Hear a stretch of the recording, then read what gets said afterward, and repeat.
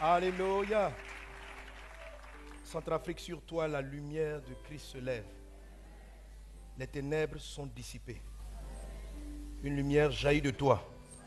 Il saisit toute l'Afrique et les nations. Dans le nom de Jésus. Amen. Donne gloire à Dieu.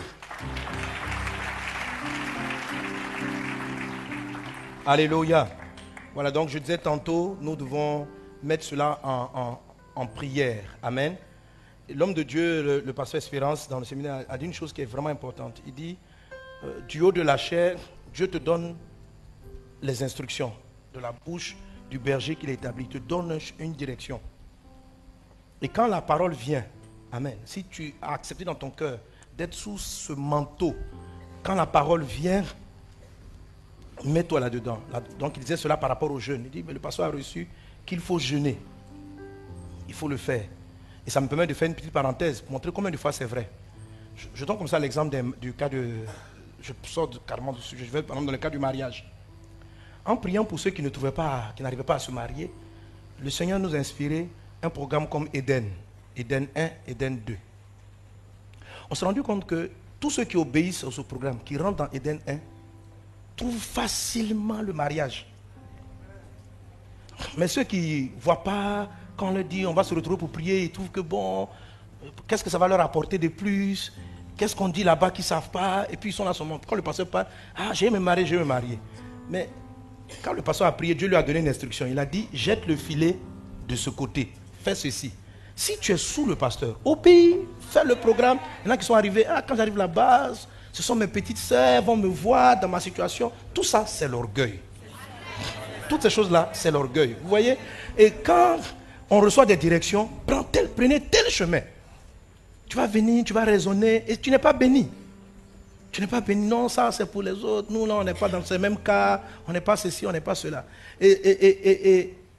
Comment dirais-je? Élisée a dit à Naaman, va te plonger 7 fois. Le monsieur, il est reparti avec orgueil. Va dans le Jourdain, plonge-toi 7 fois. Il dit, mais il y a d'autres fleuves dans mon pays. C'est pour se plonger 7 fois là. Le monsieur, il se fout de moi. Et son serviteur lui a dit, mais ce qu'on te demande, ce n'est pas compliqué. Obéis.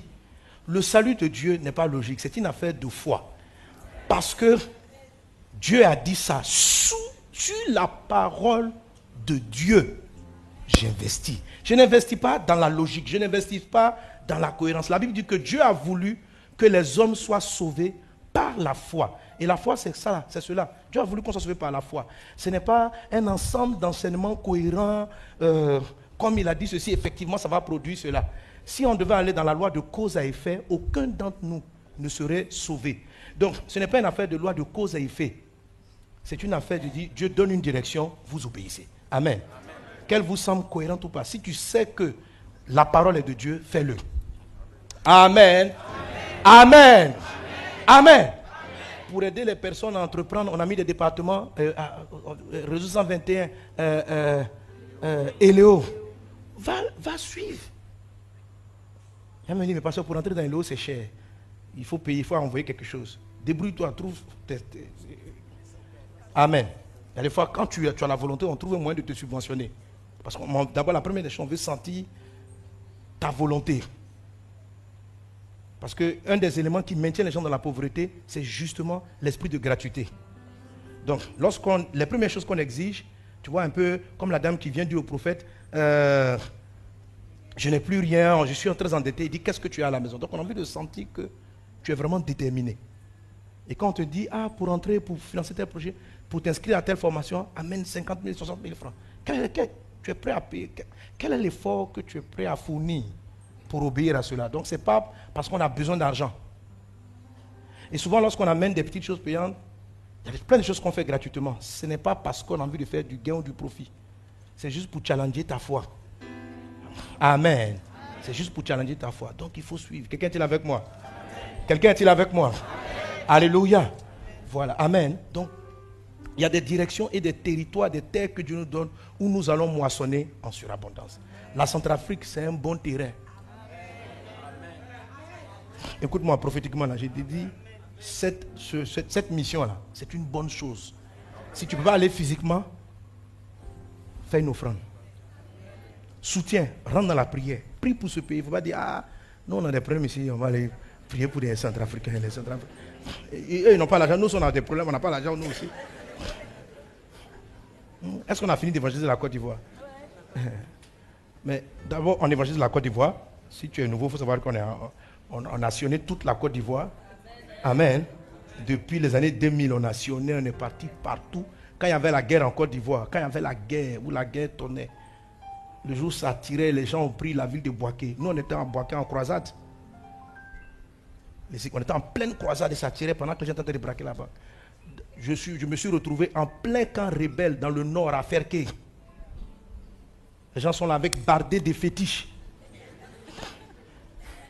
On est arrivé, on dit non, on veut vous parler de Jésus. Ils disent bon, venez, on va écouter de quoi vous parlez. Mais tu le vois, ils sont peints noirs, en pleine rébellion dangereuse là. Et là-bas, on est là, tu vois. Donc tu vois où j'aime me mettre en danger. Pour la cause de l'évangile. Donc on est arrivé là-bas avec tous les missionnaires, on est là-bas. Et donc à un moment donné, on dit bon, j'ai parlé de Jésus. Il dit bon, Dieu guérit, Jésus guérit. Ils ont amené un de leurs amis qui avait fait des fétiches. Et à cause des fétiches, il est devenu fou.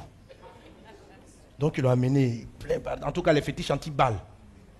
Et quand il est arrivé devant, j'ai dit bon, j'ai prié pour lui. Quand j'ai prié, le monsieur est tombé, démon. Les gens ils disent, ils ont amené encore un autre gars, lui il est bien portant. Pouf, il est par terre. On dit ah, ces gens-là, les balles ne rentrent pas. Personne n'arrive à les atteindre. Le monsieur là, il n'a pas de balles, il ne fait rien, il touche, tout le monde tombe. Tout le cœur est venu à la prière. Amen. Tout le camp. Et au début de la guerre, on devait être en, je crois, 2005, un truc comme ça. Plusieurs d'entre eux se sont donnés à Jésus. Amen. Plusieurs d'entre eux se sont donnés à Jésus. Vous comprenez? Amen. Amen.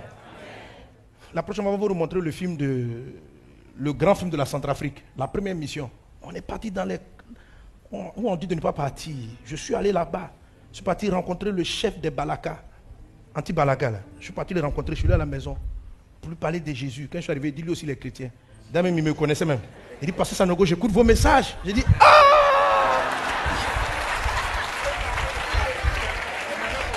Amen. J'ai dit, comment ça? Donc, quand ils sont arrivés, ils étaient contents parce que son lieutenant direct. Il dit, j'écoute vos messages. Il me rappelle même des thèmes, tout ça. Il dit, hé, dans ça là, tu es dans la guerre. Il dit, tu vois l'église là-bas, c'est nous on a construit. J'ai dit, ah, frère, bon. M'expliquer que bon, les gens veulent le faire. On a parlé de Jésus. On est obligé d'assurer notre sécurité parce que pour quitter leur quartier, leur zone là, tous les enfants sont armés de grenades. Tu vois, les enfants étaient petits comme ça, ils marchaient à côté de la voiture, dans leur sac calache. Et quand ils s'approchent pour nous agresser, heureusement qu'il nous a mis un de ces lieutenants là, quand ils baissent les gens, ils vont dire, ah, et puis ils s'en vont. Sinon on était foutus. Tout ça pour que les âmes soient sauvées, pour que les vies reçoivent la vie. Alléluia. Donc ce n'est pas seulement en Centrafrique, on l'a fait en Côte d'Ivoire, on le fait partout. Là où il y a la détresse. Amen. Ce n'est pas à nous de fuir. Si Dieu nous envoie, nous partons. Et je vous dis, investissez-vous dans ce genre de choses. Allez là où est le cœur de Dieu. Quand Jésus prêche, il dit, j'étais en prison, vous m'avez laissé en prison. Quels sont les gens qui sont en prison? Ce sont des malfrats. Mais il dit, j'étais en prison, vous ne m'avez pas visité. C'est notre devoir d'aller, quand les gens sont dans le mal, quand ils sont méchants, il faut aller leur parler de l'amour de Dieu. Il dit, j'étais nu, vous ne m'avez pas vêtu. Les gens, des enfants n'ont pas d'habits, ils ne savent pas comment aller à l'école. Et puis nous, Dieu nous a fait grâce. Tu mets tes enfants à l'école, il y a d'autres qui n'arrivent pas à aller à l'école. Si on est chrétien, on ne doit pas être indifférent.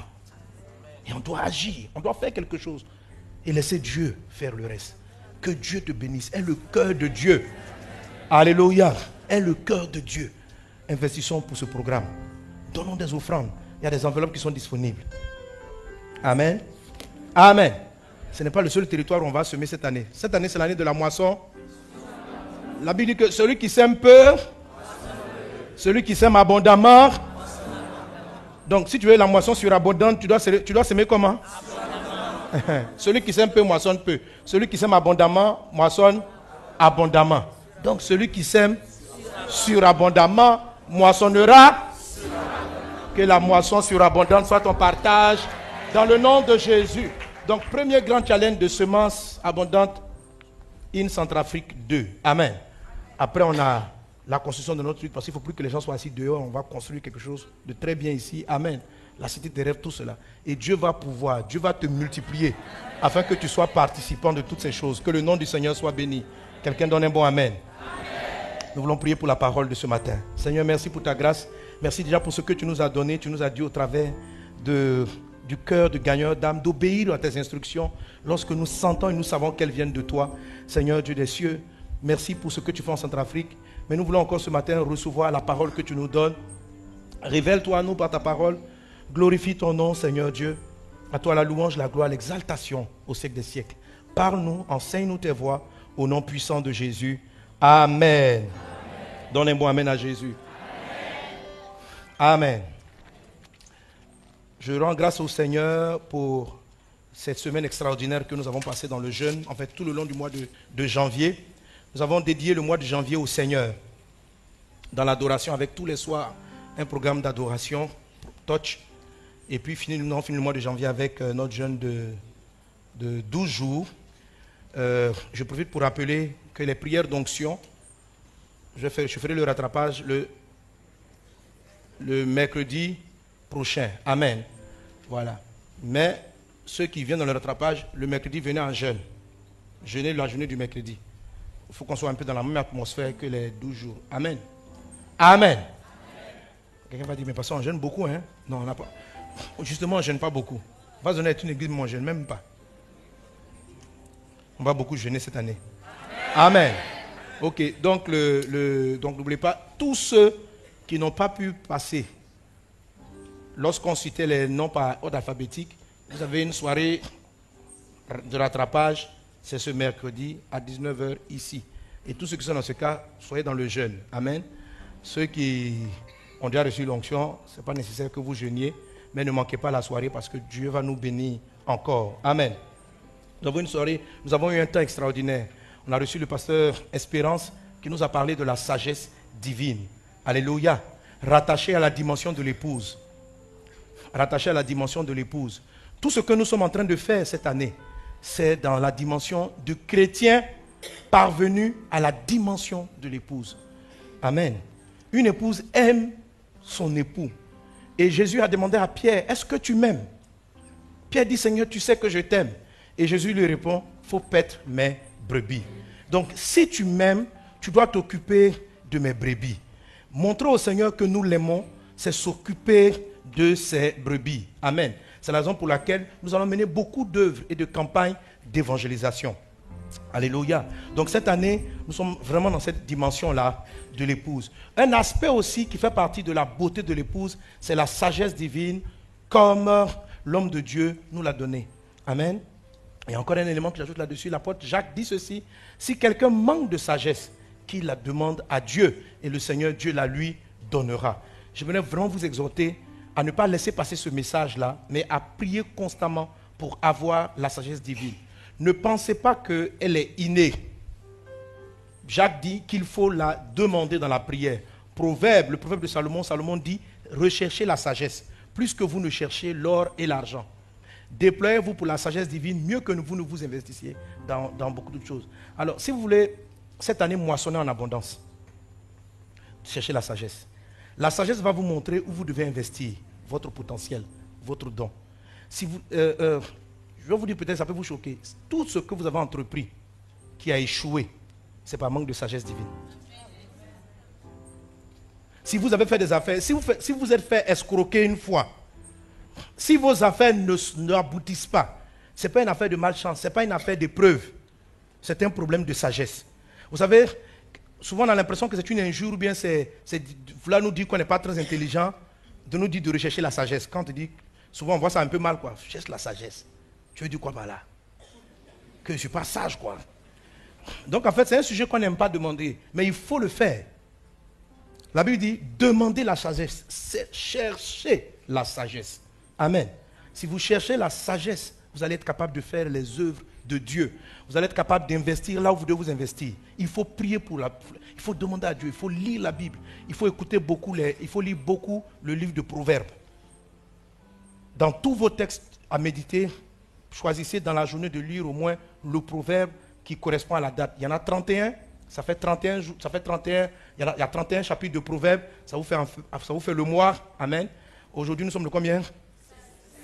le 5, vous pouvez lire ce soir en rentrant tout le chapitre de Proverbes 5. Et vous débrouillez dans la journée pour lire demain le chapitre 6, etc., etc. Donc, ayez cette culture. Vous méditez sur d'autres textes, mais au moins dans la journée, donnez-vous la discipline en cette saison de lire un chapitre de Proverbes correspondant à la date du jour où vous êtes. Est-ce qu'on est ensemble? Et à force de le faire, vous allez voir, la sagesse ne va pas vous secouer. Mais vous allez voir que votre raisonnement va s'augmenter. Vous allez voir que votre intuition va augmenter. Vous allez vous rendre compte qu'il y a des gens dont il faut vous éloigner. Et vous allez vous rendre compte des gens dont il faut vous approcher. Vous n'allez pas vous rendre compte clairement au début. Vous allez le constater par beaucoup de succès et de réussite dans ce que vous entreprenez. Et vous allez commencer à remarquer que vous faites souvent de bons choix. Et vous évitez souvent les mauvaises décisions. Vous évitez les mauvais choix. Quelqu'un est-il avec moi? Donc cherche la sagesse. Demande-la au Seigneur et il va te la donner. Pour gérer ton entreprise, pour gérer tes activités, pour toutes choses. Demande la sagesse et tu vas la recevoir. Amen. Amen. Alléluia. Nous sommes donc dans la saison de l'épouse. Il y a la saison, nous parlons, nous cette année, de la moisson surabondante. Quelqu'un dit avec moi la moisson surabondante. Et le point sur lequel j'étais, avant que nous rentrions dans le séminaire avec le révérend Espérance, nous étions en train de parler des différents types de semences et particulièrement des semences du diable ou des semences de Lucifer. Quand on parle de moisson, on parle de récolte. Mais on récolte une chose qui a été semée, qui a été plantée. Et notre texte de base, un de nos textes de base, c'est celui de Matthieu, le chapitre 13, où Jésus nous fait référence, nous parle un peu de la moisson. Cette année, c'est l'année de la moisson surabondante. Il dit qu'un bon semeur a semé dans son champ une bonne semence. Pendant que tout le monde dormait, un ennemi est venu et il a semé une mauvaise semence. Les anges ou bien le personnel du propriétaire du terrain se sont rendus compte au moment où les feuilles, les plantes ont commencé à pousser qu'il y avait dans le champ de l'ivraie. L'ivraie est une plante qui est beaucoup ressemblante au blé. Et quand ils se sont rendus compte qu'à côté du blé, il y avait de l'ivraie, ils ont demandé au maître, est-ce qu'on doit enlever l'ivraie? Et le maître leur a répondu, non. Attendez l'époque de la moisson, la période de la moisson. Et avant de moissonner le blé, vous allez d'abord arracher l'ivraie, lier l'ivraie, jeter cela dans le feu, et alors vous pourrez jouir clairement de la moisson. Amen. Et de manière spirituelle, le Seigneur nous dit que cette année est une année où nous allons beaucoup moissonner. C'est-à-dire que nous allons avoir les fruits de nos œuvres. La moisson va se passer par là. Donc si j'ai fait du bien, j'ai aidé des personnes, ça va donner son fruit. Alléluia. C'est la moisson des bonnes œuvres. Tu vas avoir le fruit cette année. Des portes te seront ouvertes de manière extraordinaire. Alléluia. Alléluia. Mais comme Dieu le dit, dans la période de la moisson, il faut d'abord se débarrasser des mauvaises graines. Qu'est-ce que cela signifie pratiquement? La Bible nous dit, on a lu plusieurs textes, que ce qu'on appelle semence dans la Bible, c'est une parole. Donc Dieu sème, ça veut dire Dieu a envoyé une parole. Satan est venu semer l'ivraie, ça veut dire que lui aussi, il a envoyé une parole. Et ces paroles-là vont porter du fruit. La parole semée, la parole selon ce que nous décrit la parole dans le livre de Jean chapitre 1, est la substance ou est l'essence de création de toute chose dans l'univers. La matière première de tout ce qui existe, c'est la parole. Tout a été créé par la parole. Rien de ce qui existe n'a été créé sans elle. Et la Bible dit que par Christ, tout a été créé. Les choses visibles comme les choses invisibles. Ce qui veut dire que même les attitudes sont créées par des paroles. Quelqu'un qui est courageux, le courage a été créé par une parole. La paresse a été créée aussi par une parole. Le caractère lunatique a été créé par une parole. L'amour dans la vie d'une personne est une parole. Jésus pouvait dire ceci, Paul disait ceci dans le livre de Galates, il dit, voici le fruit de l'esprit. Ça veut dire que quand l'esprit agit dans la vie d'une personne, il sème quelque chose qui va finir par donner un fruit. Et il dit ceci, le fruit de l'esprit, c'est l'amour, c'est la patience, c'est la bonté. Ça veut dire que la bonté est la résultante d'une semence. Quelqu'un est avec moi? Si la Bible présente la bonté comme étant un fruit, la Bible dit, le fruit de l'esprit, c'est l'amour. Ça veut dire quoi? Pour que quelqu'un aime, il faut qu'on ait semé. Amen. Tu ne peux pas avoir le résultat de l'amour s'il n'y a pas eu la semence du grain de l'amour. Donc, le bon comportement est le fruit d'une semence. L'intelligence, c'est le fruit d'une semence. La bêtise, c'est le fruit d'une semence. La méchanceté est le fruit d'une semence. Tout a été créé par la parole, les visibles comme les invisibles, les choses matérielles comme les choses immatérielles. Est-ce qu'on est ensemble? Est-ce qu'on est ensemble? Amen.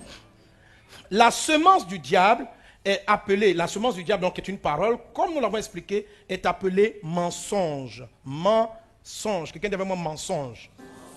Mensonge. Jean 1 dit ceci, dans la parole, au commencement était la parole était avec Dieu, la parole était Dieu. Tout ce qui existe était créé par la parole. En elle était la vie. Et la vie est la lumière des hommes. Amen. Le parallèle ou bien l'opposé, c'est le mensonge. Satan a tout créé par le mensonge. Dans le mensonge, il y a la mort. En le mensonge, il y avait la mort. Et la mort n'était pas la lumière des hommes, mais était les ténèbres des hommes. La mort était la destruction des hommes. Et je vous ai montré que les maladies sont des choses réelles, mais elles ont pour origine une semence. Mais ce n'est pas une semence de Dieu, c'est une semence du diable, c'est une semence de mensonge. Satan, le mensonge, c'est une information qui est dans l'air. C'est une information. Il envoie une information. Et la manière dont on traite l'information. Ces derniers temps, par exemple, c'est mon épouse qui avait reçu la révélation. On lisait souvent, on lit, je voyais souvent sur Internet, écoutez, je n'ai pas dit que c'est mauvais, mais les gens lisaient souvent, on disait souvent, comment vous gardez de l'AVC, comment vous gardez de l'AVC. C'est très intéressant de vous donner tous les secrets pour ne pas avoir AVC. Mais quand j'ai commencé à voir ça sur Internet, ma femme a commencé à voir, on a compris que le nombre d'AVC allait augmenter. Informer les gens, parler beaucoup d'un sujet. Quand les gens reçoivent l'information, elle est utile, elle est éducative. Je n'ai pas dit de ne pas être informé, mais le temps va me manquer. Mais quand je vais traiter la semence du Satan, vous allez voir que Satan, lui, son travail, c'est de vous amener à croire. Parce que, en fait, pour que toute une semence produise un résultat, elle a deux grandes étapes. La Bible dit, au commencement était la parole, et il est dit à ceux qui l'ont reçu et qui croient en son nom, elle a donné le pouvoir de devenir. Donc, le pouvoir qui amène une chose à devenir réelle vient de deux étapes, la réception et la croyance. Amen. Beaucoup de chrétiens ne croient pas dans le mal, mais ils reçoivent la parole. Ils ouvrent leurs portes pour dire, viens, je vais t'analyser. Il y a un passage où Jésus dit, on va le lire, je ne sais pas si je prends le temps de le lire aujourd'hui, il dit ceci, si quelqu'un vient vers vous et il n'apporte pas la parole de Christ, ne lui dites pas salut. Ne le recevez pas chez vous à la maison. Frère, tu as dit, mais Dieu m'aime aussi d'ici. Quand tu discernes que, en fait, non seulement c'est une image, parce que quelquefois il faut bien écouter la personne pour savoir qu'il est du diable, ok? Mais ce qu'il est en train de dire, c'est que avant d'ouvrir même ton cœur, la maison de ton cœur, à la réception, il ne faut même pas accueillir. Parce que quand tu reçois, avant que tu y crois, ça crée du trouble. Ça crée du trouble en espérant prendre l'ascendant sur tes autres croyances. C'est ce qu'il explique. Il dit le Seigneur a semé la bonne semence et à un moment d'inattention, le diable aussi est venu, il a semé aussi l'ivraie. Donc, les deux coexistent pendant un temps. Les deux coexistent. Le but du diable, c'est que l'ivraie prenne l'ascendant sur le blé. Donc, quand Dieu sème, Satan sème. Et il y a un combat en toi. Ce que Dieu est en train de dire, c'est que cette année, il veut que tu sois heureux de tous côtés. Alors, il tient à ôter tout ce que le diable a envoyé comme information qui sont susceptibles de te rendre malade et de te paralyser. Par exemple, Dieu cette année, Dieu veut te faire moissonner un grand boulot. Il veut te faire une promotion. Donc, qu'est-ce qu'il fait? Pour créer la promotion, Dieu parle. Tout est créé par la parole. Jésus dit, mon Père travaille jusqu'à présent. Quel travail il fait? Jésus dit, mon Père travaille jusqu'à présent. Moi aussi je travaille. Dieu fait quoi? Paul essaie de faire comprendre que Dieu n'a pas fini de créer.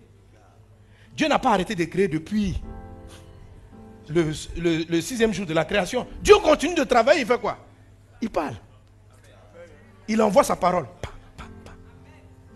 Envoyer la parole, c'est quoi? C'est ce qu'on appelle la bénédiction. C'est quoi la bénédiction? C'est Dieu qui dit en bénédiction. La bénédiction, je vous ai dit, c'est 2 mots. Bénédiction, la diction du bien, dire du bien. C'est quoi la malédiction? Malédiction, c'est le dire du mal. C'est la diction du mal. C'est la diction de Satan. C'est la diction du malin. Malédiction, c'est malin. La dictée du malin. Malédiction. Bénédiction. La diction du bien. La dictée. Dieu dicte ce qui va faire le bien. La malédiction, Satan dit, tout est une affaire qui parle dans l'air. Et maintenant, nous sommes des terres. Et tout est comment nous recevons et nous traitons les informations. C'est pourquoi Jésus dit ceci, prenez garde à la façon dont vous recevez les choses. Est-ce qu'on est ensemble? Est-ce qu'on est ensemble? Amen. Alléluia.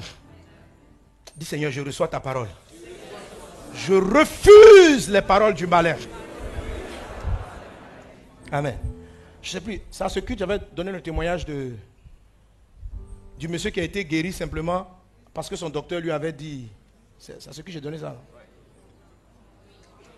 Non, peut-être que tu as fait un 3e culte avant. Donc, les habitudes du premier culte, vous qui avez déménagé pour venir au premier culte aujourd'hui. Est-ce que tu as eu cette information?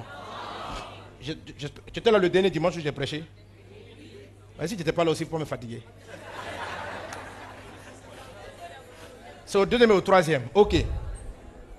La semaine d'avant, j'étais parti au Burkina et puis je discutais avec Pasteur Karambiri, son épouse. Et ils m'ont donné le témoignage d'une personne.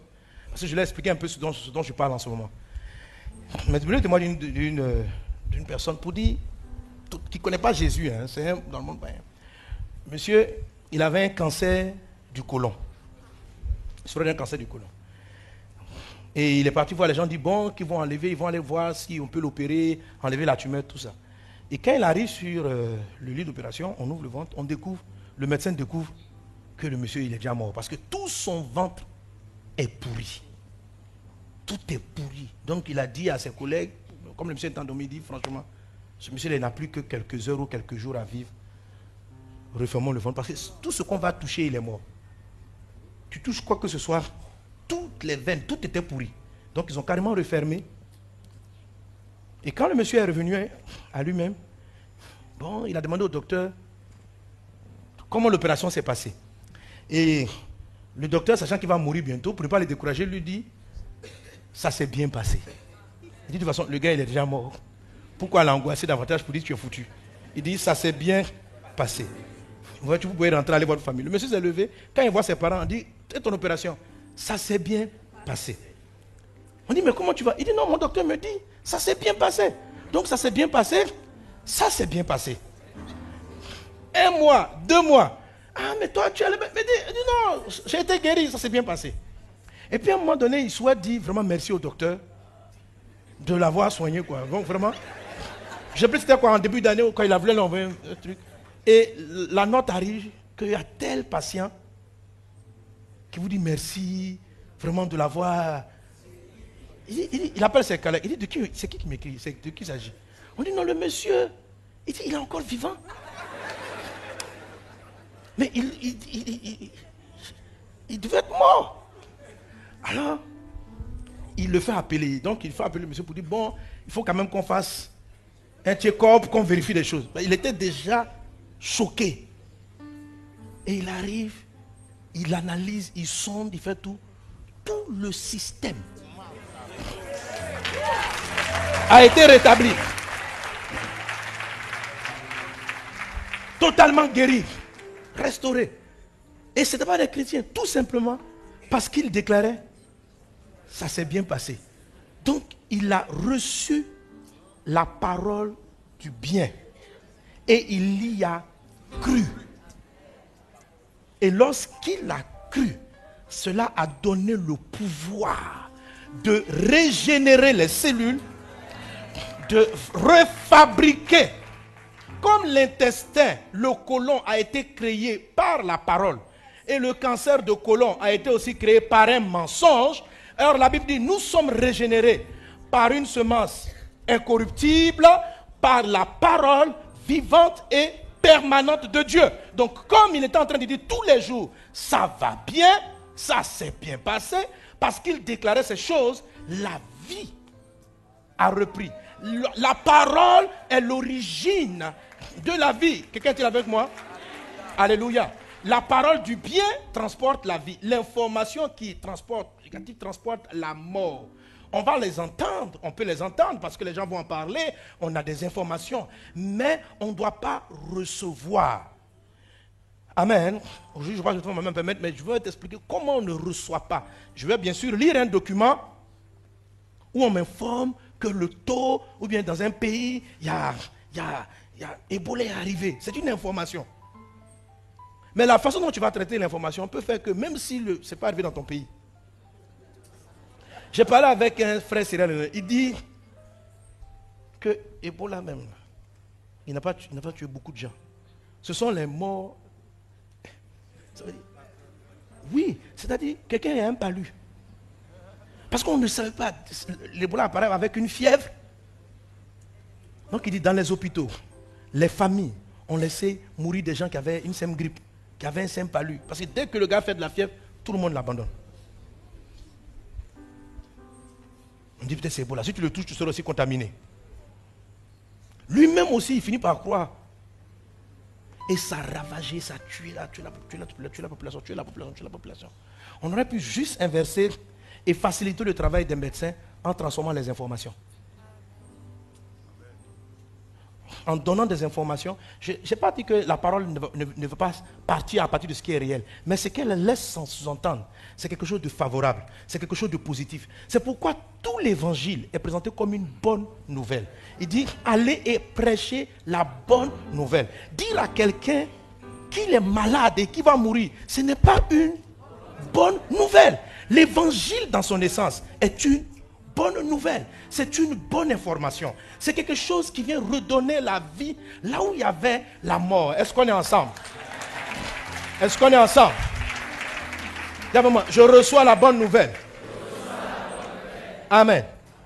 Mais cela ne doit pas aussi nous rendre vulnérables aux flatteries du diable. Parce que le diable aussi, il séduit. Il faut faire la différence. Et j'aurai l'occasion d'expliquer un peu toutes ces choses-là. Amen. Amen. Et je vous ai dit ceci, nous avons parlé donc des différentes façons de Satan de semer les paroles.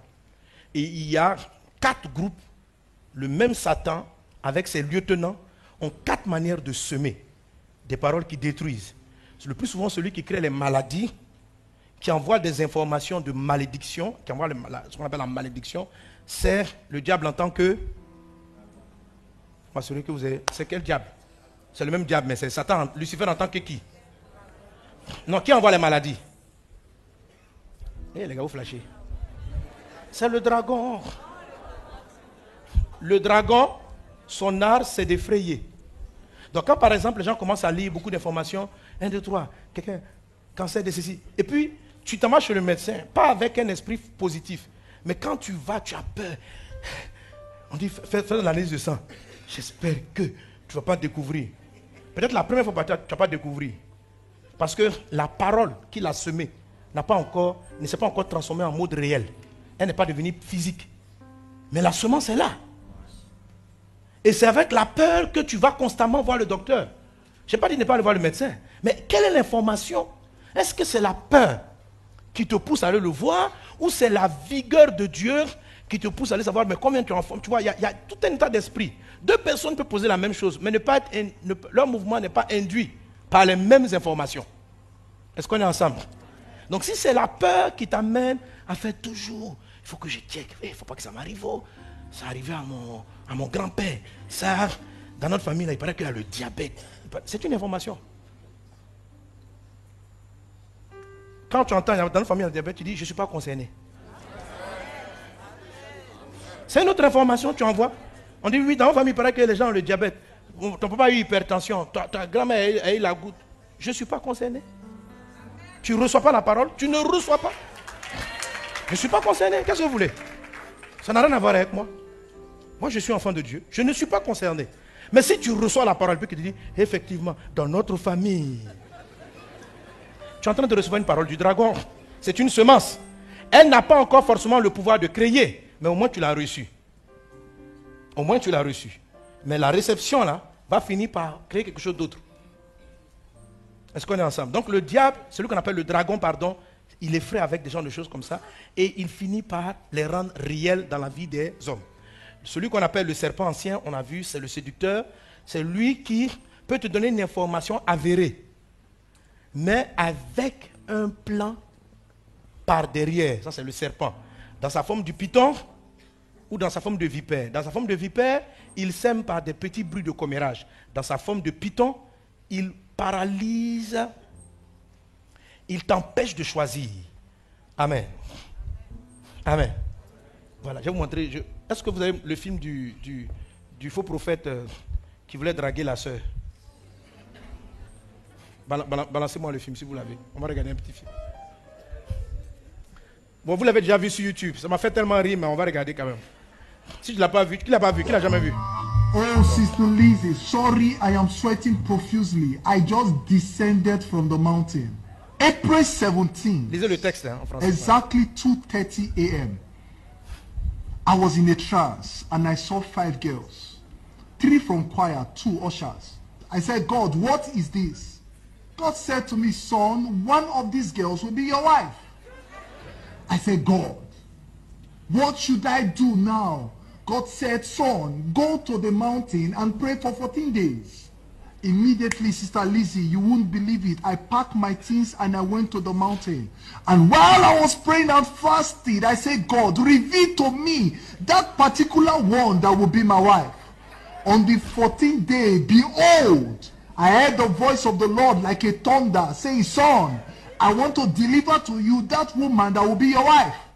And behold, as I looked, I saw you coming down from heaven with a wedding gown. I said, Jesus, what is this? God said unto me, that is your wife. I said, God, I know Sister Lizzie from a distance. God said, go and meet her. Tell her what I have said. It is only the violent that taketh it by force. So I ran down here to tell you straight away that God said you will be my wife. No. Yes? I said no. Yes. If God says yes, who can say no? It's true, nobody can say no. Sister Lizzie, why are you crying? My story. I want to tell you my story. Oh, Sister Lizzie, God knows you. Who am I to know you more? I lost my parents when I was just 10. And so, is that it? I still love you, dear. Before 18 years, I slept with 64 men. Committed 18 abortions. Zuka Sukatada. I don't have a room. Skuski school. And right now, I'm HIV positive. I currently have kidney problem. Doctor said I have 18 months to live.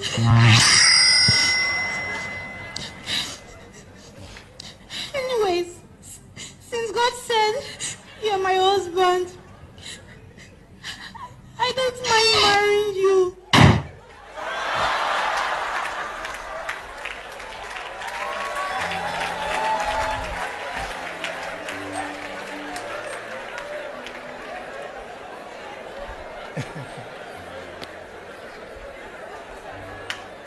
Elle a disparu.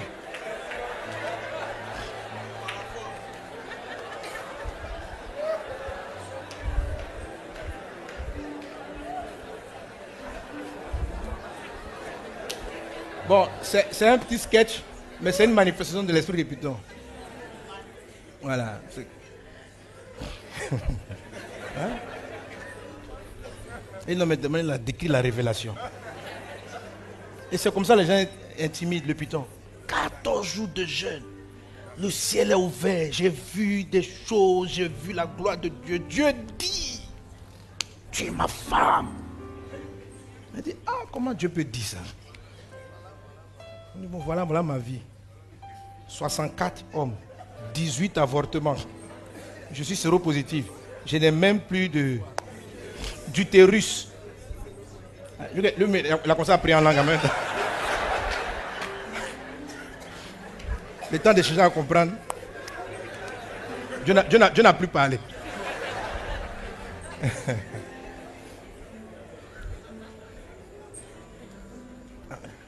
Ah ouais. Que Dieu nous aide. Donc ça, nos commentaires, mais tu as compris. Voilà. Et il faut éviter soi-même d'être un instrument. Parce que je peux être un bon chrétien, mais me laisser influencer par une mentalité, par une semence pythonesse, le désir de contrôler les autres, de leur donner un ensemble de révélations pour les paralyser et pour leur donner la possibilité d'avoir un choix. Quand tu viens dans le cas du mariage, tu dis, Dieu m'a dit, tu dois faire. Tu es en train de dire à la personne que si elle n'est pas en train d'obéir, elle est en train de pécher. Or, Dieu a dit d'analyser toute prophétie et de retirer ce qui est bon. Dieu a dit de demander de le faire. Donc, il faut parler avec modestie. Et puis, on est humain, on peut se tromper. Donc, il faut, quand tu parles aux gens, voilà, si tu aimes quelqu'un, il faut dire que tu l'aimes. C'est fini. Amen. Tu dis tu l'aimes. Il ne faut pas mettre Dieu d'une manière, il ne faut pas prendre Dieu à témoin. Parce que Dieu va te juger. Dieu va te juger. Dieu m'a dit, tu dois m'embaucher. Donc il n'a qu'à faire quoi? Parce que lui, si tu n'embauches pas, maintenant, il a péché. Tu vois? Et si c'est quelqu'un qui est faible d'esprit, il va se sentir obligé de le faire. Il va se sentir obligé de le faire. Donc vous-même ne soyez pas influencé par de tels genres de semences et n'essayez pas d'intimider les gens par de telles attitudes. Si vous faites comme ça, que Jésus vous va dire, Jésus va vous regarder en disant, arrière de moi, Python. Arrière de moi, Python. Donc on a parlé de lui et on a fini la dernière fois, amen, avec le diable. Est-ce qu'on entend? Voilà. Le diable, c'est que le diable sème la parole que Satan, c'est le même Satan, mais qui prend 4 visages. Donc lorsqu'il t'attaque avec l'expression diable, comme la Bible dit, il te donne une inspiration, mais une inspiration calomnieuse contre toi-même. Et la dernière fois, j'ai parlé de il te calomnie. Et les premières choses qu'il va essayer de calomnier le plus souvent dans la vie des croyants, quand le diable arrive, donc vous savez très bien que le nom diable, de par son origine, signifie simplement accusateur et calomniateur. Dans l'habit de calomniateur ou d'accusateur, il l'utilise le plus souvent au ciel, lorsqu'il monte vers Dieu pour accuser les croyants qui prient. Mais il l'utilise aussi contre nous.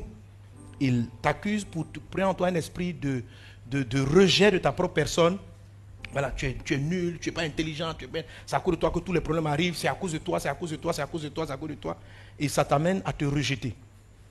C'est aussi, l'accusation et la calomnie sont très proches.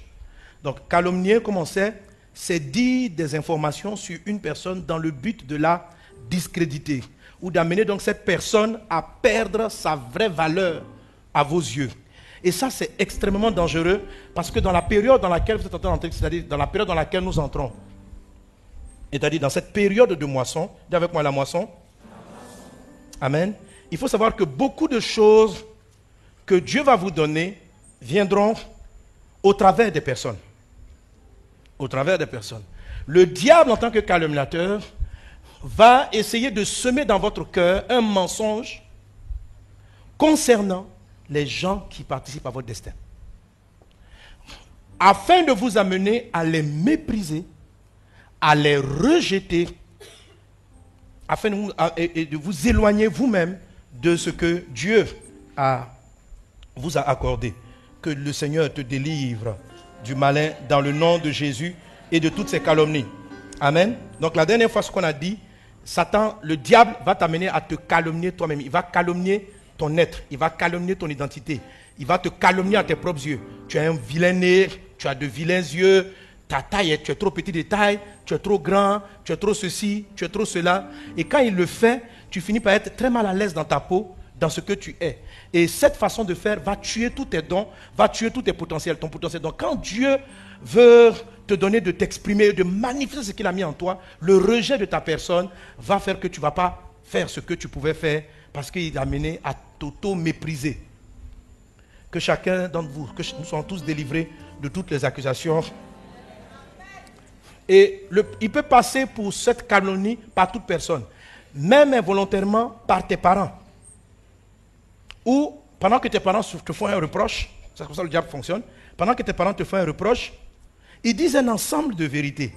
Et leurs paroles sont conséquentes. Pendant qu'ils sont en train de parler, il vient et puis il enlève une seule phrase. Et puis il va l'augmenter dans ta tête. Tu vois? Les gens vont leur dire, mais ce que tu as fait, c'est bête. Et ils ont sorti la phrase, tu es bête. Ok? Tu es bête. C'est pourquoi je vous dis, faites attention. Ne soyez pas vous-même des instruments du diable. Les instruments du diable, être le diable contre votre enfant, contre des personnes, c'est les identifier à leurs défauts. Quand vous faites ça, si Jésus était à côté de vous, il vous aurait dit, comme il a dit à Pierre, arrière de moi, diable. Oui, rappelez-vous ce que Jésus a dit. Jésus dit, si quelqu'un dit à son frère raka, ça veut dire insensé. Il dit, on doit le jeter en enfer. Tu ne peux pas identifier la créature de Dieu à une chose qui est négative. Tu peux qualifier l'action, mais pas qualifier la personne. Tu peux dire, ce que tu as fait est bête, mais pas lui. Qui es-tu pour le juger, lui? Et souvent, nous-mêmes, victimes de ce genre de calomnie, parce qu'on nous a dit, et que ces semences-là sont dans notre propre vie. Donc, lorsque Dieu nous donne de moissonner des enfants, d'en avoir, parce que nous-mêmes, nos parents nous ont traité que bête, va là-bas mettre ta tête, ainsi de suite, parce que nos parents même ont été victimes, un homme ne peut pas donner ce qu'il n'a pas reçu. Ok, donc toi-même, on t'a tellement maltraité, que ces choses-là sont en toi. Même si elles te faisaient mal, tu auras pour réflexe, au temps de la moisson de tes enfants, au temps où tu es en train de bâtir ton foyer, si tu n'as pas fait l'effort d'enlever l'ivraie, la semence du diable va venir se confondre à ta bénédiction de ton foyer. Donc, la colère, la frustration de ton enfance vont réapparaître dans ta maison. Et au lieu que ton couple devienne un couple agréable, va devenir un couple à problème, parce que toi-même, tu es entré dans la moisson avec l'ivraie. Parce que se marier, c'est quand même le fruit d'une semence. Amen. Ça t'a préparé, ça t'a appris de discerner la personne, etc. Il y a beaucoup de gens qui ont fini par croire que leur conjoint n'était pas leur conjoint et qui l'ont laissé à cause du diable. À cause du diable. Alors, pour parler de l'enfant, tu arrives avec l'enfant, tu vois l'enfant, et vous-même, parce qu'on t'a tellement dit tu es maladroit, tu es ceci, en colère, mais c'est pas croyable, tu es ceci, tu es cela. Et je vous ai dit, je vous donne souvent l'exemple de ma personne, je n'en veux pas à mes parents, je sais que tu ne peux pas donner ce que tu n'as pas reçu. Voilà. Donc, j'ai cassé un verre ou deux ou trois appareils dans l'enfance parce que j'étais plein de fougue. Je courais partout, je vais soulever tout, j'étais un garçon un peu affairé, quoi. Pas affairé, mais un gars qui... Voilà. Voilà, dynamique. Et maintenant, et comme j'ai souvent... L'enfant dynamique casse. Voilà, il casse les verres. Donc, on m'a dit, tu es maladroit, tu es étourdi, tu es ceci, tu es cela. Tu es. Tu es. Tu es. Tu es. Tu es. Un enfant est comme une page vierge. La parole crée. Donc, quand tu dis que l'enfant reçoit, et les enfants reçoivent très vite. Donc, j'ai reçu que j'étais étourdi et maladroit. Et quand j'ai cru, ça a commencé à déstabiliser tout ce que je faisais. À ceux qui ont reçu la parole. Donc si tu reçois un mensonge, c'est un mensonge. Je ne suis pas maladroit. Ce que j'avais fait était maladroit, mais je ne suis pas maladroit.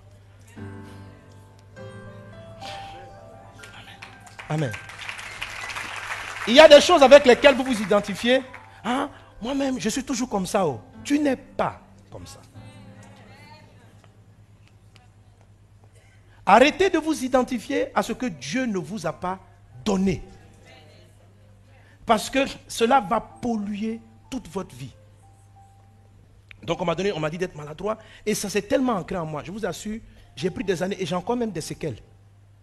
Parce que quand la semence a poussé et puis elle a posé de ses racines, le temps de la régénération de la vérité peut prendre plus de temps. Parce que la Bible dit nous sommes régénérés par la parole vivante et permanente. Donc la parole doit rester jusqu'à ce qu'elle déracine la réalité née du mensonge. Ce n'est pas quelque chose d'instantané parce que ça a pris du temps pour se construire. Ça a pris du temps pour se construire. Et c'est comme ça, c'est maintenant même que je commence à m'en sortir, par exemple, avec la mentalité du retard. C'est-à-dire, c'est comme si on me dit, si on dit, viens à 15 heures, dans mon esprit, là, je vais tourner, mais je vais arriver à 15h30. C'est-à-dire, je dis, aujourd'hui, là, je serai à l'heure. Mais, quand même, je démarre. C'est comme si des embouteillages même viennent. Non, non, sérieux. Mes amis, ce que je vous dis, la parole reçue donne un pouvoir. Les circonstances viennent justifier et me donner des excuses. Et c'est comme si le monde même était en marche pour favoriser.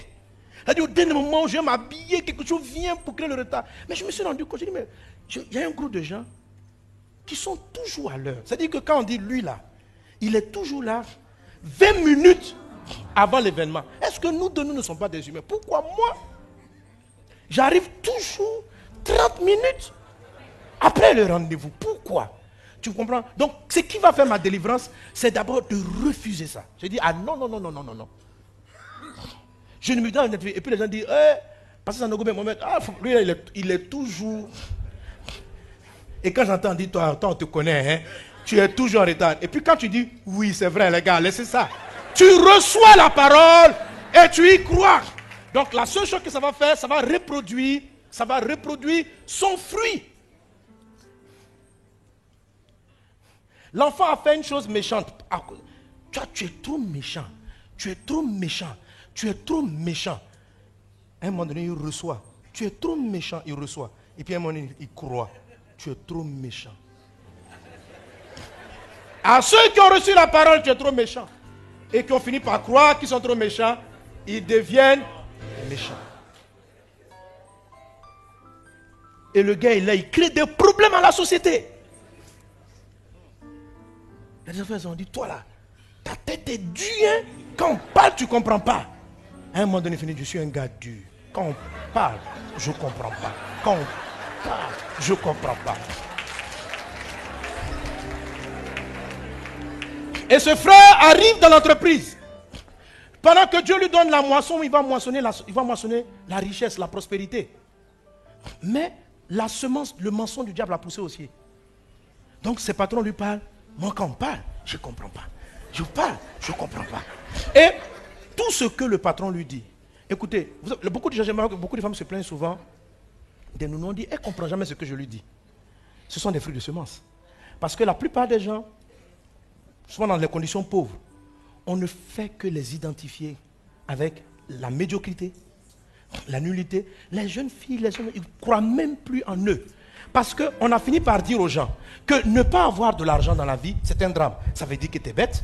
Les gens qui ont l'argent pensent qu'ils sont riches. Les gens qui sont riches pensent qu'ils sont intelligents. Bon, donc, celui qui n'a pas l'argent, il pense qu'il est bête. Et la personne est là, donc elle arrive. Tu lui donnes même des instructions. En fait, elle ne peut pas recevoir parce que ce qu'on lui a dit, c'est qu'elle est bête, elle ne comprend pas les choses. Elle a travaillé au moins chez 10 patronnes avant d'arriver chez toi. On lui a ramené ça tous les jours. Mais vous voulez que ça produise quoi? Donc chaque fois que tu vas lui donner un travail, elle va le perdre. Le travail qu'elle a reçu, c'est une semence de Dieu. C'est le fruit de Dieu, mais qui est accompagné d'ivraie. Jésus dit, avant de moissonner le blé, arrachez l'ivraie. Mais comment on reconnaît l'ivraie? L'ivraie, c'est tout ce qui produit un fruit qui n'est pas ressemblant au fruit de l'esprit. Dieu ne peut pas semer dans la vie de quelqu'un la méchanceté. Donc si tu es méchant, si tu fais des choses méchantes, c'est que c'est le fruit d'une semence. Lorsque Jésus dit, la Bible dit, que ne soyez pas comme Caïn qui était du malin. Il y en a qui ont interprété que ça veut dire que Caïn, là, il est un fils du malin. Quelle que soit la situation, il allait faire le mal. Ce n'est pas vrai. Ce n'est pas vrai. Au départ, je croyais ça. Et une des fausses doctrines qui a beaucoup fatigué les chrétiens, c'est de dire aux gens que sur la terre, il y a des fils du malin et il y a des fils de Dieu. En fait, en chacun de nous, il peut avoir les deux. On le voit dans Jean chapitre 8. Jésus explique aux Juifs qui avaient cru en lui. Il dit, si vous demeurez dans ma parole, vous connaîtrez la vérité va vous affranchir. Et comme il continue à résister, il dit, vous avez pour père le diable. Ça veut dire que ces personnes qui avaient pour père le diable auraient pu avoir pour père Dieu, à condition qu'il acceptait et demeurait dans la parole de Dieu. Dieu aurait enlevé et il ne serait plus fils du malin. Ce qui nous corrompt l'esprit, c'est de croire que parce que mon papa m'a enfanté, toute la vie il sera mon papa. Dans le monde spirituel, ce n'est pas vrai. Un esprit peut être ton papa hier et il ne sera plus ton papa demain. Ok?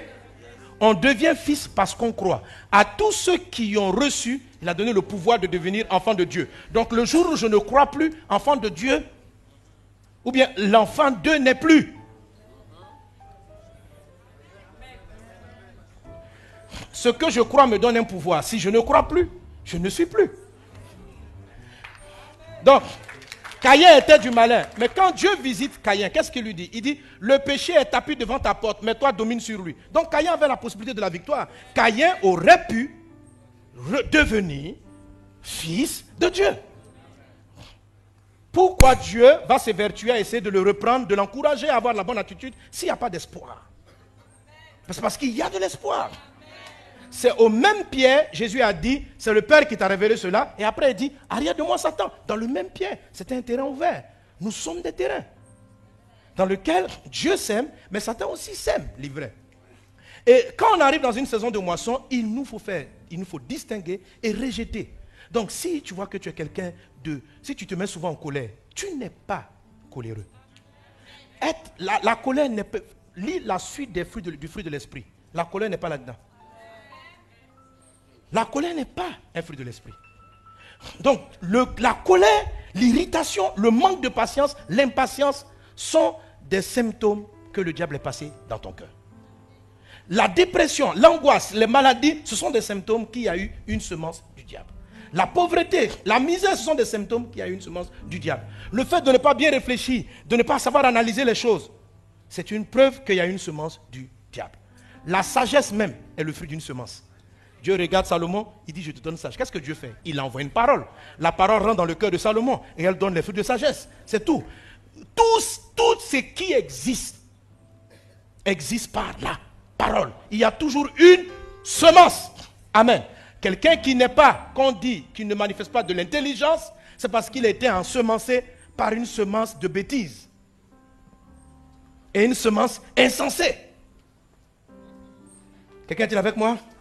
Et le diable, Satan dans sa manifestation du diable, a l'art de calomnier, de dénigrer les choses, de critiquer les choses, de dire qu'elles ne sont pas bien, elles ne sont pas bien. Et il amène les hommes à se rejeter, à s'attribuer des identités que Dieu ne leur a pas données, à s'associer avec des défauts qui ne sont pas les leurs. Je t'en prie par les compassions de Christ.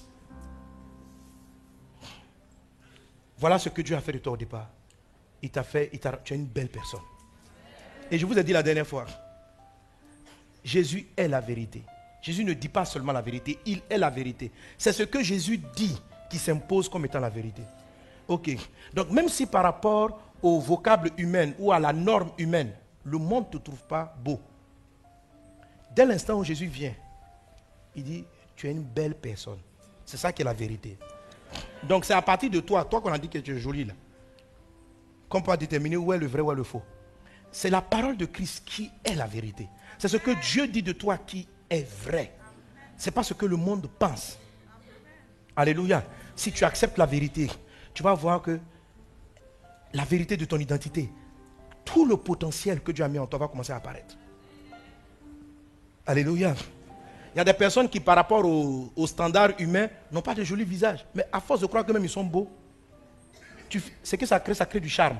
À un moment donné, tu vois, le gars il est vilain, il n'est pas beau, il a un gros nez quelque part là, des oreilles bizarres, mais tellement il est à l'aise avec son truc, tu trouves qu'il n'est pas mal. Il est à l'aise. Et à un moment donné, s'il devient même une star, Il y en a même qui vont aller transformer leur corps pour ressembler à la laideur. Mais maintenant, si tu crois que c'est... Mais vous n'avez pas vu ça? Voilà. Il y a des gens qui ont percé leur nez. C'est vilain de percer le nez, de faire tout ça. Mais comme ils sont à l'aise avec ça, les gens finissent à dire, mais c'est pas mal quand même. Hein. Et puis d'autres aussi ont commencé à se percer. Mais pourquoi vous percez? Quelle est cette histoire? Oui. Mais c'est juste que quelqu'un est devenu à l'aise avec ce que... Même si il était à l'aise. Donc sois à l'aise avec toi. Sois à l'aise avec toi. Sois à l'aise avec ta taille, sois à l'aise avec ton teint, sois à l'aise avec tes cheveux, sois à l'aise avec tes oreilles, sois à l'aise avec ça. Est-ce qu'on est ensemble? Satan va calomnier tes parents. Il faut faire très attention à ça. Fais attention à la calomnie contre tes parents. Quand je vous ai expliqué, si quelqu'un dit du mal de son père ou de sa mère, sa lumière s'éteint. Tes parents, et il va vouloir te faire croire que dans tes parents là, ils ont un préféré. Et toi, tu n'es pas désiré. Un jour, tu vas attendre comme ça, ta maman est en train de parler. Elle dit, je n'ai pas prévu de tomber enceinte maintenant. Et puis, en fait, les deux grossesses étaient très rapprochées. Elle n'avait pas prévu, mais c'était accidentel. Et puis un jour, vous êtes dans la chambre en train de parler avec le mari pourri. Pas parce que vous n'aimez pas l'enfant. Mais l'enfant passe par là et puis il entend l'info. Satan va prendre maintenant après. Le diable. Tu as vu? Tu n'étais pas un enfant désiré. Et il va prendre chaque reproche de tes parents. Il va dire, c'est pourquoi on te parle comme ça. C'est pourquoi on te parle comme ceci. C'est pourquoi. Et la semence du diable contre les parents, ça crée les rebelles. Donc à un moment donné, le gars, tu commences à se braquer. Vous allez voir que l'enfant va commencer à s'élever. On dit, on reste à la maison, on ne fume pas, il va fumer. Vous ne savez même pas. Avec toute l'éducation que vous lui avez donnée, vous n'avez aucune idée de là d'où ça vient. Le diable est passé par là. Le diable a inspiré à son cœur que vous êtes contre lui. Et la Bible dit, le jour où Satan avait, la Bible dit, Jésus mit le comble à son amour. Le jour où il a lavé les pieds des disciples. Le texte dit, il a mis le comble à son amour. Mais le même texte dit, Satan avait déjà inspiré, dans le même texte, je crois dans Jean 13, il dit, Satan avait inspiré au cœur de Judas de le livrer. Donc Jésus montre qu'il l'aime, mais lui, parce qu'il est empoisonné par le diable, tous les actes d'amour de Jésus, il les interprète mal. Ça, c'est parce qu'il veut m'amadouer, ouais. Tu crois que je ne connais pas ton jeu cette fois-ci? Ça va, tu viens, tu nous dis que tu aimes. Tu vois des trucs comme ça. Quand le mensonge est là, même dans tout ce qu'on peut faire après de bien sera mal perçu. Sera mal perçu. Quand tu t'auto-accuses par les mensonges du diable et tu rentres dans ton foyer, ah non. Ou bien tu arrives au milieu des gens, tu as tout le temps l'impression que les gens t'accusent. Les gens ils diraient, quand on prêche, ils parlent de moi. Ils parlent de moi. On donne un message général. Qui est parti lui dire ma vie? Dans cette église, les gens aiment trop dévoiler la vie des gens. Le diable. Dis, diable, tu es vaincu. Diable, tu es vaincu. Donne un bon amen à Jésus. Donne un bon amen à Jésus. Alléluia. Alléluia. Donc ça c'est l'attaque du diable. Vous avez dit, le diable a menti à Absalom contre David, son propre père. Mais David avait fait une vraie erreur. Amon, un de ses fils, a violé Tamar, une des filles de David. Et quand ça s'est passé, quand David l'a appris, il était choqué, il a été blessé, mais il n'a pas corrigé Amon. Absalom a mal pris cela. Il a pris son père comme un homme, un faux type. Et Absalom, qui était peut-être prédestiné à être roi, la Bible dit qu'il était un bel homme. Il avait des cheveux. Chaque année, on coupait ses cheveux. Tellement c'était ses cheveux. On coupe pour diminuer. Et on dit un bel homme. Israël aimait un homme brillant. Un homme intelligent. Et Satan a mis dans son cœur l'amertume contre son père et contre son frère Amon. Donc ce qu'il a fait, quand la moisson est arrivée dans son cœur, il a tué Amon. Et il a mené une guerre de rébellion quelque temps après. Parce que quand son papa a pris ça, on l'a chassé, il est parti dans une autre ville, il est resté là-bas. Après, il a fait son plan. Et il est revenu, il a fait un coup d'état. Il a enlevé son père, couché avec les femmes de son père. Et il s'est positionné. Un brillant brillant homme de Dieu. Parce qu'il a laissé un mensonge. Vous voyez? Au lieu de regarder le manteau que David, son père, transportait, il a fini par regarder l'homme dans sa faiblesse. Le diable a calomnié David, même si l'information qu'il a donnée était vraie, que David n'aurait pas dû agir de la sorte. Mais David appartient à la bénédiction pour Absalom. Le manteau royal est ce que David devait transmettre à Absalom.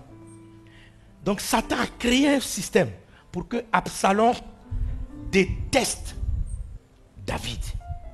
Et en le faisant ainsi, au moment où il devait, lui-même, il allait, le manteau royal lui serait passé, il a été gonflé d'orgueil, de l'esprit de rébellion, et il a lui-même tué sa royauté.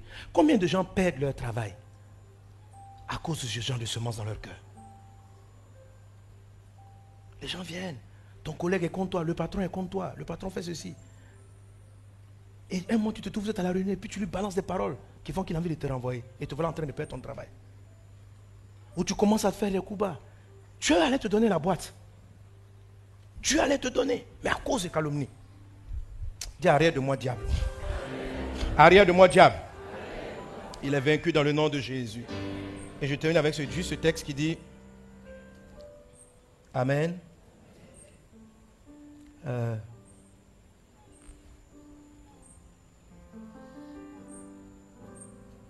Bon, je te montre mon texte.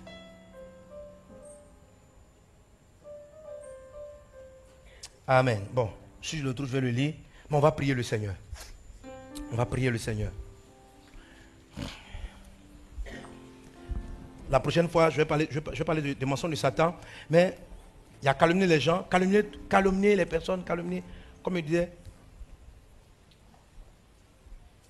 Lorsque Abraham allait recevoir la parole de l'enfantement, sa femme allait recevoir cela. C'est des anges qui sont venus avec le Seigneur qui passaient à côté. Il a su les recevoir et ils lui ont donné la parole. La femme qui était stérile et qui voyait le prophète Élisée passer tout le temps à côté de chez elle, elle a reconnu, elle a positionné. Et c'est là qu'elle a reçu la semence de la parole qui lui a donné de moissonner son enfant. De la même manière qu'il faut résister aux paroles du diable, aux mensonges du diable, il faut recevoir celle qui est de Dieu. Amen. La prochaine fois, avant de parler de Satan, je vais vous montrer comment on discerne. Et comment est-ce qu'on ferme son cœur à cela. Comment est-ce qu'on accueille. La Bible dit à Israël, malheur à toi Jérusalem, parce que tu n'as pas connu le jour. Parce que tu n'as pas connu le jour où je t'ai visité, tu n'as pas reconnu ce qui appartient à ta paix. Donc Dieu avait amené les prophètes pour transporter la paix. Mais avant même temps des faux prophètes, ils n'ont pas su recevoir. Ils ont tué les prophètes.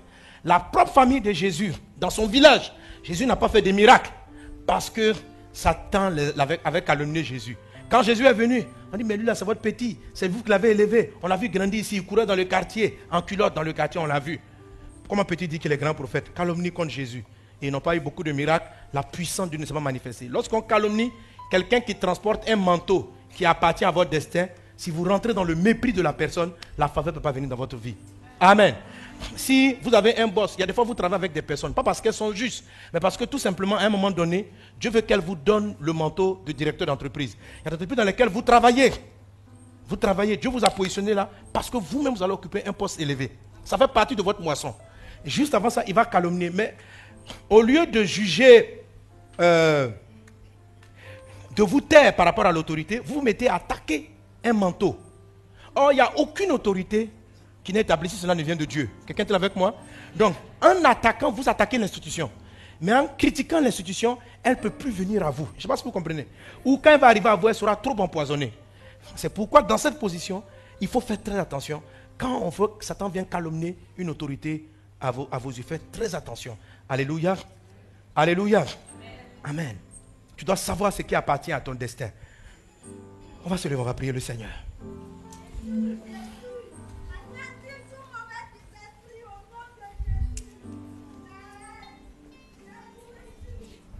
Tu vas parler à Jésus.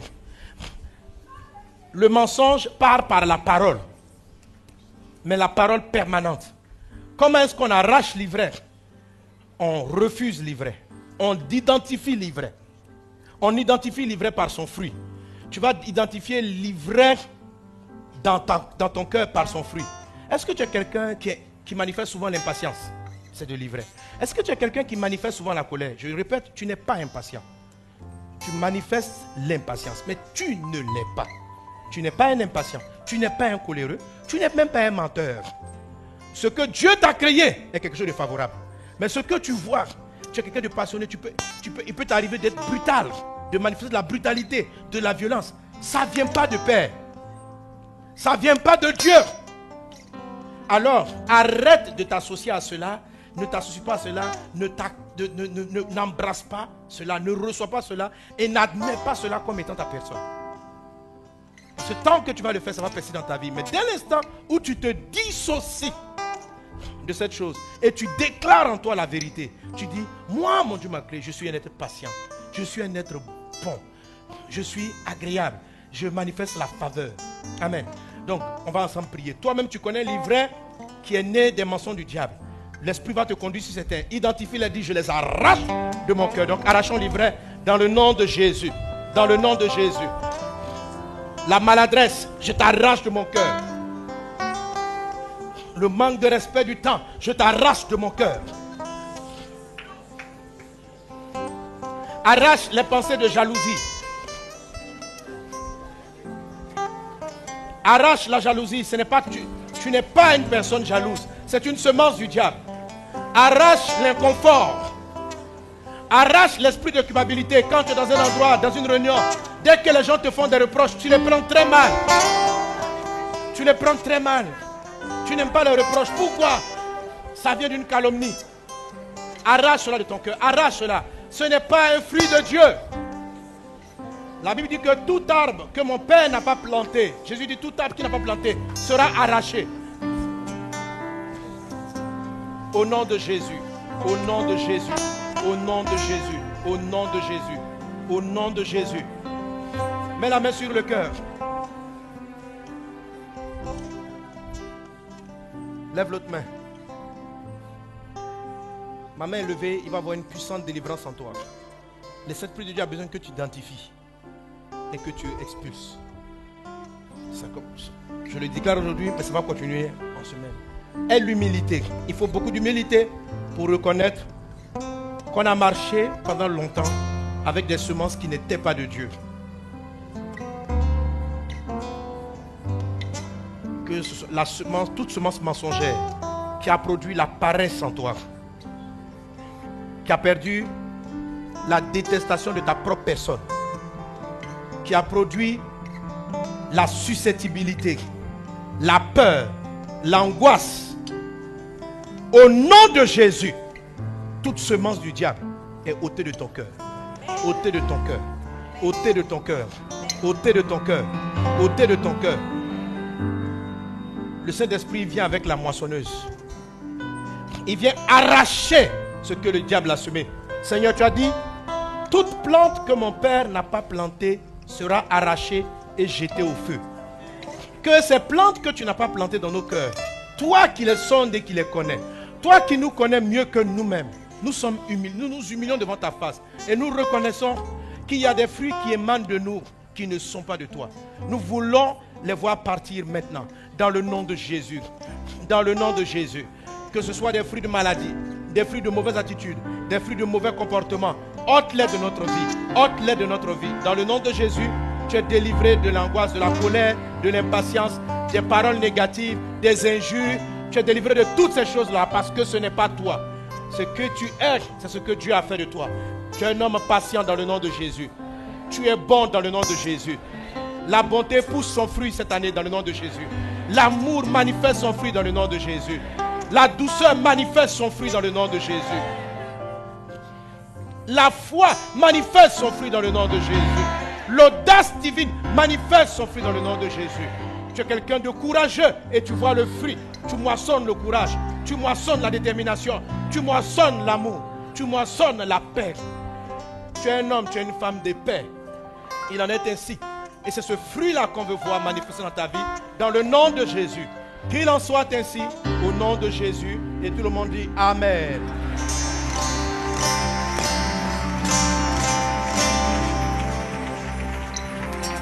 Alléluia. Gloire à Dieu. Amen, amen. Amen. Le Seigneur est bon. Alléluia. Nous voulons rendre grâce au Seigneur pour la parole et pour toutes ces bonnes paroles que nous recevons. Parce que nous reconnaissons que Dieu nous fait du bien par sa parole. Est-ce que Dieu te fait du bien par sa parole? Amen. Et on va rendre grâce à Dieu en ce moment. Il y a aussi les enveloppes de InCentrafrique. Vous pouvez apporter maintenant une offrande et prendre l'enveloppe et faire quelque chose. N'hésitez pas à vous arrêter au stand pour voir les différentes actions. Vous savez qu'on aide beaucoup d'orphelins, des orphelins de la guerre en Centrafrique déjà, nous faisons. Il y aura beaucoup d'activités. On pourra vous donner plus d'amples informations, peut-être le mercredi et dimanche prochain. Voilà, nous allons ensemble apporter nos offrandes.